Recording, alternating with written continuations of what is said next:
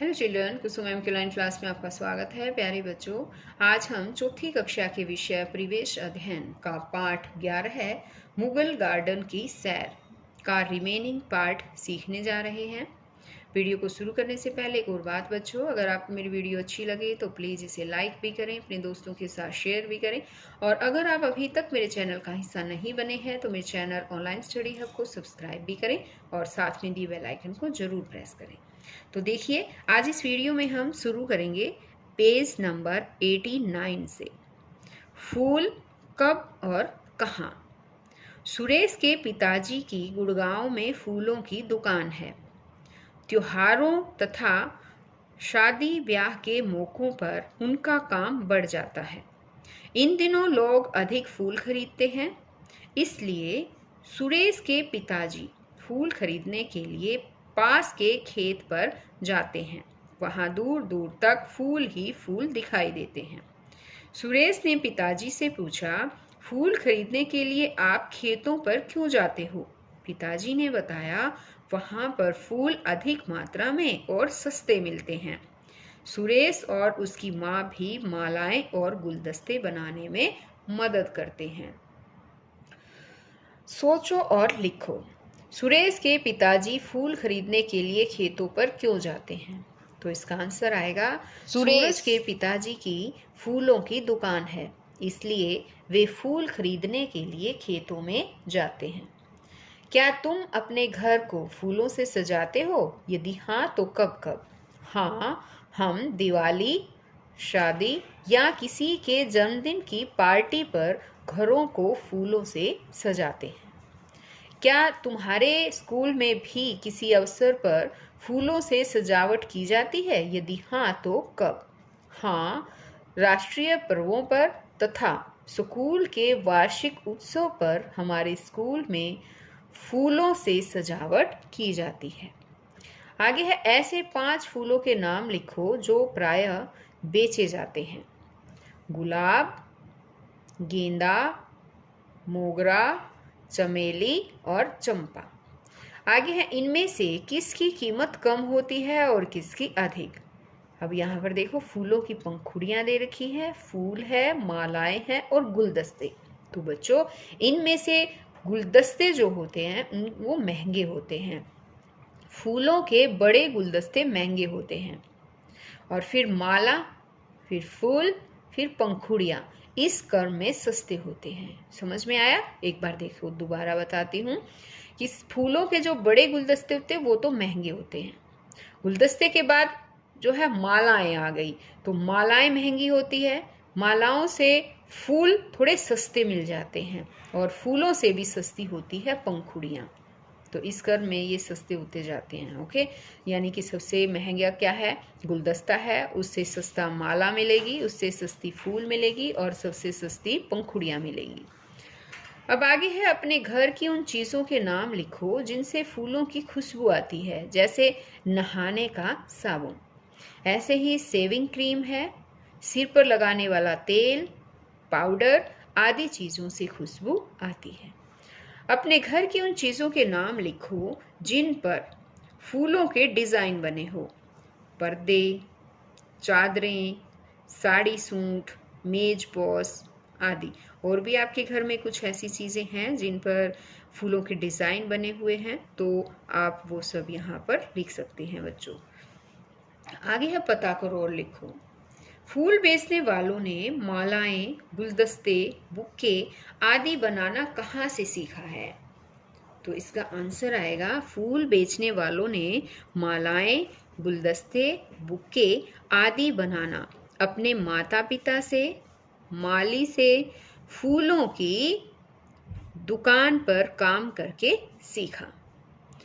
यानी कि अपने माता पिता से सीखा होगा, किसी ने माली से सीखा होगा, या फिर किसी ने तो फूलों की दुकान पर काम करके ही सीखा होगा। आगे है, उन्हें यह काम कैसा लगता है और क्यों? उन्हें यह काम अच्छा लगता है क्योंकि इससे उनकी आजीविका चलती है। फूलों के काम अनेक। फूलों का प्रयोग कई कामों में किया जाता है। गुलाब का प्रयोग गुलाब जल और इत्र बनाने में, जीनिया व गुलदाउदी का प्रयोग रंग बनाने में और कचनार व सहजन के फूलों का प्रयोग खाने में किया जाता है।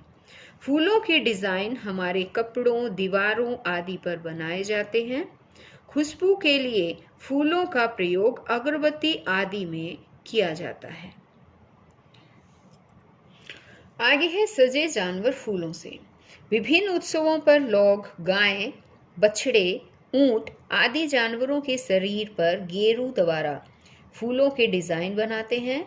भेड़ बकरियों की पहचान के लिए गडरिये उनके शरीर पर विशेष रंगों से फूलों के डिजाइन बनाते हैं। आगे है पता करो। अपने माता पिता या अध्यापक से पता करो कि अन्य किन कामों में फूलों का प्रयोग किया जाता है। कक्षा में चर्चा भी करो। तो बच्चों देखो, फूलों का प्रयोग भगवान की पूजा के लिए, शादी विवाह में सजावट के लिए, माला तथा गुलदस्ते आदि बनाने में होता है।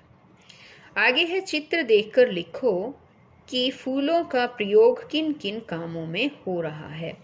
यहाँ पर ये छोटी ई की मात्रा आएगी इसमें, की में ये बड़ी लगा रखी है।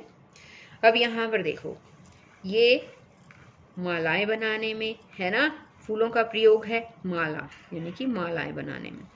यहाँ पर रंगोली बना रखी है, तो रंगोली बनाने में भी फूलों का प्रयोग होता है। ये गुलदस्ता है ना, तो यहाँ लिख दिया गुलदस्ता। ये घर की सजावट में भी फूलों का प्रयोग कर रखा है, तो लिखेंगे घर की सजावट। अब यहाँ देखो, कार को भी सजा रखा है फूलों से, है ना, तो लिख देंगे कार की सजावट। और यहाँ पर देखो, पूजा में भी फूलों का प्रयोग किया गया है, तो हम लिखेंगे पूजा के लिए। आगे आओ ये भी करें, आओ गुलकंद बनाए। तो बच्चों आज हम गुलकंद बनाना सीखें। ओके, तो देखिए, गुलाब के फूलों की कुछ पंखुड़ियां लो, यानी कि आपको गुलाब के कुछ फूल लेने हैं, उनकी पंखुड़ियों को अलग से निकाल लेना है और पंखुड़ियों को साफ पानी से अच्छी तरह से फिर धोना है। धो लो और कांच के एक बर्तन में थोड़ी सी चीनी और पंखुड़ियां डालो। इसका ढक्कन बंद कर दो।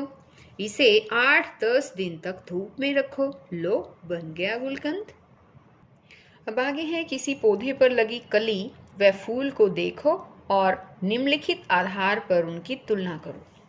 तो अब यहाँ पर देखिए बच्चों, कली और फूल दोनों को ही देखना है, उनका रंग बताना है कैसा है।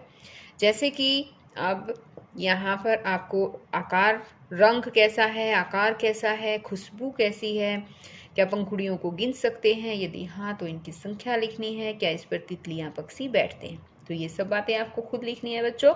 यानी एक बार मैं देखो समझाती हूँ। जैसे रंग, जैसे कली जो होती है, कली का रंग होता है हरा, और कोई फूल देखा आपने, मान लो गेंदे का फूल देखा है ना, तो उसका रंग कैसा है, उसका रंग है पीला। अब इसी तरह से आकार देखना है, छोटा है या बड़ा है, इस तरह से। तो कली का आकार कैसा होता है, कली का आकार तो छोटा मिलेगा, और जो फूल मिलेगा वो थोड़ा बड़ा मिलेगा कली से, है ना। अब खुशबू आती है, कली में से आती है नहीं, कली में से तो नहीं आएगी खुशबू, जब फूल बन जाएगा तब आएगी। तो हमें लिखना है हाँ।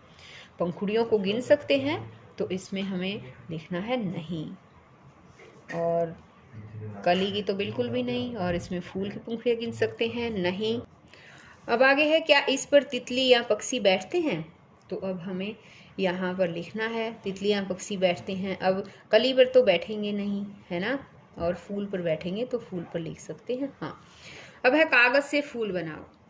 अब यहाँ देखो, एक कागज़ ले रखा है, उसको इस तरह से फोल्ड कर दिया, यहाँ पर देखो, फिर इसको यहाँ इस साइड से फोल्ड कर रखा है, फिर दोनों साइड से ही ऐसे फोल्ड करके जिस जिस तरह से आपको ये दिखा रखा है उसी तरह से आपको करते जाना है, और यहाँ पर देखो एक सुंदर सा फूल बन जाएगा।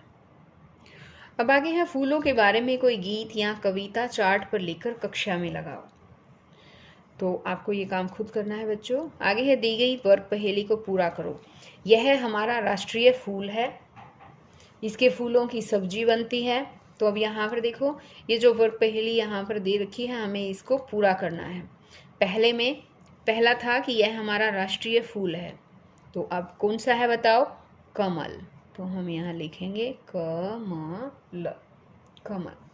दूसरा इसने कहा है कि इसके फूलों की सब्जी बनती है, तो कौन सी है बताओ, कौन सा फूल है, कचनार, कचनार यहाँ लिखेंगे। तीसरी में इसने कहा है कि इसकी रंगीन पंखुड़ियों से इत्र बनाया जाता है। किससे बनाया जाता है पता है? चमेली से। हम यहाँ लिखेंगे चमेली।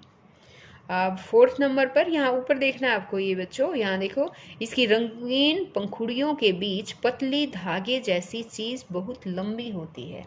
किसकी होती है पता है? गुड़हल की होती है। तो हम यहाँ लिखेंगे गुड़हल, गुड़हल। पांचवें नंबर पे कहा है इसने कि इसके फूलों से रंग बनाया जाता है। किससे बनाया जाता है पता है? रंग गुलदाउदी से। तो हम यहाँ पर लिखेंगे गुलदाउदी, गुलदाउदी। अब 6 नंबर पे इसने कहा है कि इसका मुंह सूरज की तरफ होता है। किसका होता है सूरज की तरफ मुंह बताओ? सूरजमुखी का, है ना।